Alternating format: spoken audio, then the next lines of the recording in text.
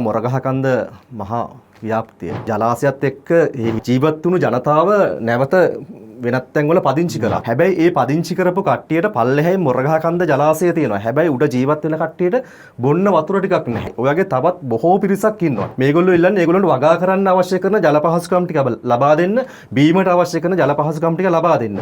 මෙන්න මේ වගේ ප්‍රශ්න වලට යම් විසඳුමක් ඔබතුමාට ලබා දෙන්නට හැකියාවක් තියෙනවද? මේ සිද්ධි සම්බන්ධයෙන් අපි ගමෙන් ගමට යනකොට චන්ද්‍රා මතකයේ තියෙන පිළිබඳව කතා වුණා. එතන මම හිතන්නේ අතන ලොකු අසාධාරණයකටපත් ලක් වෙච්ච පිරිසක්. මොකද එයා ඇත්තටම විශාල කැපවීමක් කරා මොරගහකන්ද ජලාශය හදනකොට. හැබැයි ඊට පස්සේ පත්වෙච්ච ආණ්ඩුව යහපාලන ආණ්ඩුව ඒකට අවශ්‍ය ඉදිරි පියවරවල් ක්‍රියාත්මක කරේ නැහැ. ගොඩබේ රාජපක්ෂ මහත්තයාගේ ආණ්ඩුවේදී අපි ව්‍යාපෘතියක් ආරම්භ කරන්න පටන් ගත්තා. හැබැයි අවාසනාවකට COVID-19 සංකතය ආවා. ඊට පස්සේ අරගලය ආවා. අපිට ඒක ක්‍රියාත්මක කරන්න බැරි වුණා.